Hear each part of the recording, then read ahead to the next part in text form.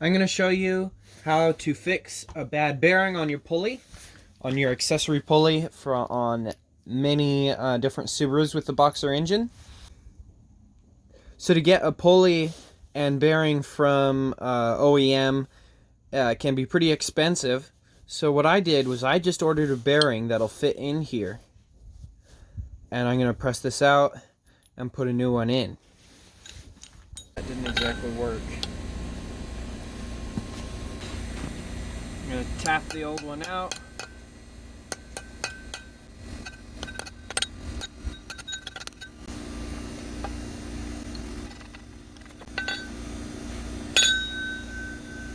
This one is a 6301 2RS bearing.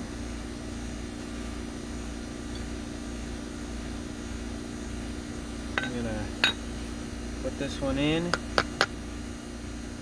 I'm gonna put this one on here to protect it. Check on this side to see if you got it all the way in.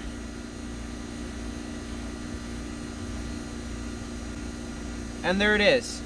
We replaced the pulley bearing for our accessory pulley on our Subaru.